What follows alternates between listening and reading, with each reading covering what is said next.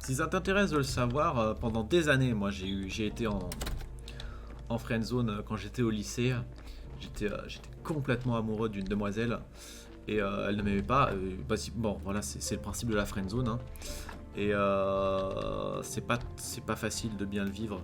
Et puis évidemment, comme t'es amis, enfin évidemment vous êtes amis, donc vous entendez bien, mais après toi tu t'essayes à chaque fois des choses et elle te repousse, ça t'énerve, tu l'engueules, elle est pas contente et vous vous disputez. Et puis après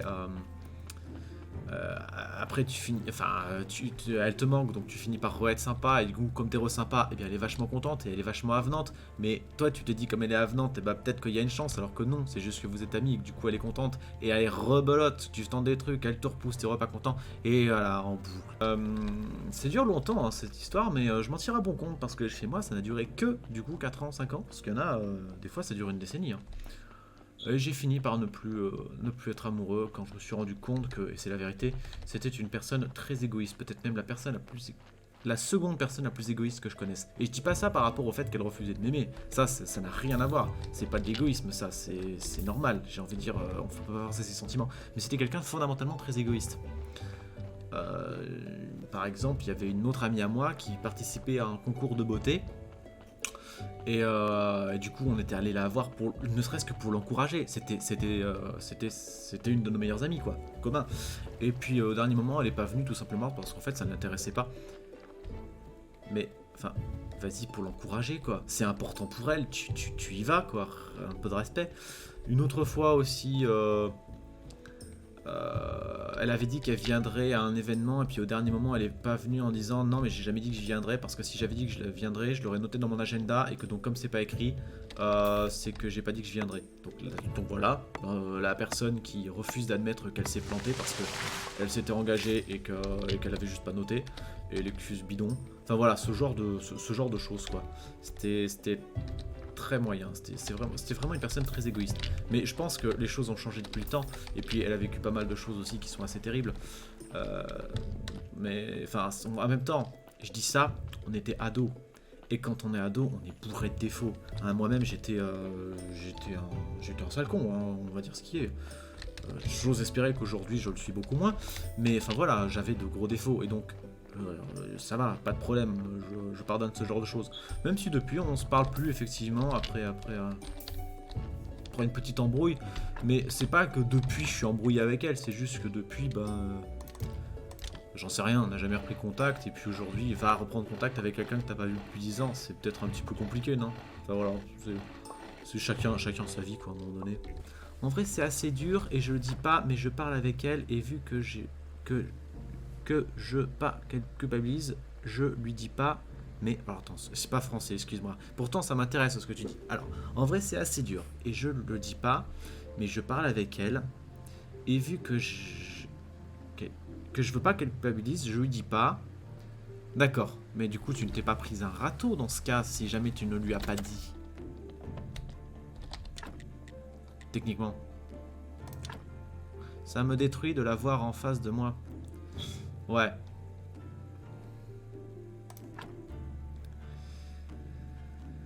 Malheureusement, alors je sais que c'est pas ce que tu as envie d'entendre, mais on ne peut pas sortir d'une friendzone. C'est pas quelque chose qui est, je pense pas que ce soit quelque chose qui est possible. La seule façon de t'en sortir, c'est de te faire une raison et de te dire que c'est pas une fille pour toi. C'est pas ce que tu as envie d'entendre, je le sais, mais c'est la vérité. Puis comme je dis, c'est pas un truc qu'on a envie d'entendre. Évidemment qu'on a toujours espoir en se disant ouais mais peut-être que dans des années ça change. Le truc, c'est qu'en fait, comment dire, si tu veux, quand on se met à connaître des gens, ils nous colleront une étiquette sur le front et nous on fait pas rien. Qui ne changera jamais au cours de la vie de cette personne en fait. 10 ans plus tard, la personne, tu lui mets plus ou moins la même étiquette, alors que la personne a tellement changé que c'est complètement une personne totalement différente. Et, euh, et c'est. Bah déjà, c'est bizarre que l'humain fonctionne comme ça, mais on fonctionne quasiment exclusivement comme ça. Et donc, elle ne peut pas spontanément commencer à tomber amoureuse de toi, alors qu'en fait, tout ce qu'elle veut, c'est ton amitié. Et qu'à chaque fois que que, que tu essaies d'être romantique, entre guillemets, elle, juste, ça la gêne en fait, tu vois.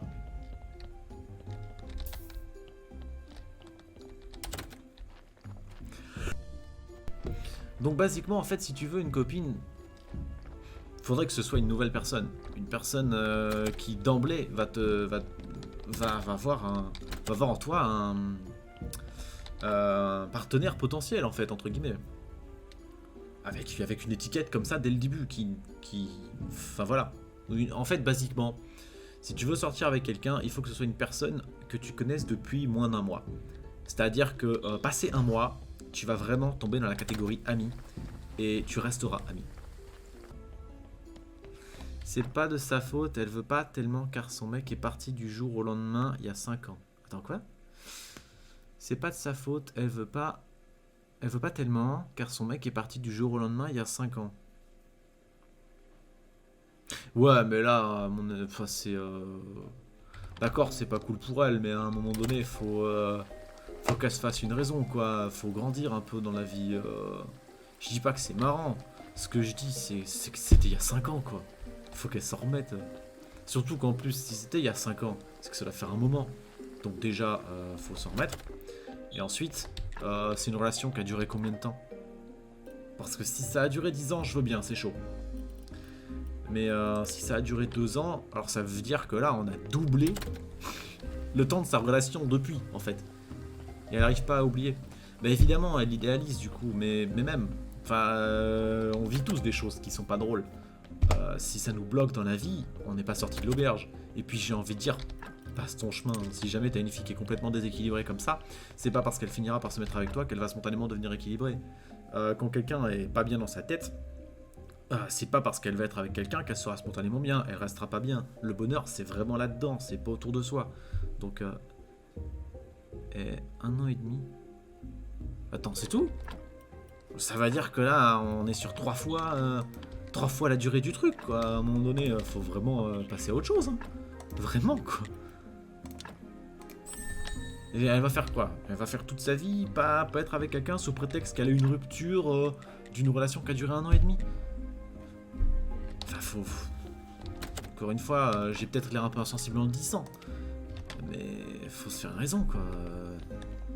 D'après mes potes, je suis un mec facile, donc je coco pas ça 1 mois ou 2, après je tourne la page. Ben dans ce cas, c'est tant mieux pour toi. En vrai, ouais. C'est bien de pouvoir tourner la page, parce que là, en fait, depuis tout à l'heure, je parle de friendzone, mais à aucun moment donné, t'as parlé de friendzone. C'est moi qui ai commencé à penser que t'es dans ce cas-là, mais pas du tout, en fait. Tu t'es juste pris un râteau de ce que tu dis, et ben c'est bien de pouvoir passer à autre chose. Après, c'est sûr que râteau sur râteau, ça fait jamais plaisir, et l'estime de soi en prend un sacré coup. Mais faut dire, c'est pas de ta faute. Enfin, il faut essayer de se dire ça, tout en essayant de voir qu'est-ce qu'on peut changer pour que les choses se passent mieux. Le problème, c'est pas toi, ton être. Je suis sûr que tu es quelqu'un de très bien. Le problème, c'est même pas la façon dont les autres te voient, c'est plutôt ton approche, je pense. Hein. En fait, les relations, pour moi, c'est comme de l'entraînement, c'est comme tout, en fait. Avec de l'entraînement, on y arrive mieux.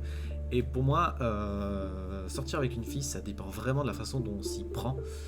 Et il faut vraiment comprendre que il y a un travail à faire. Il y a un travail à faire pour paraître avenant, intéressant, pour constamment cultiver l'ambiguïté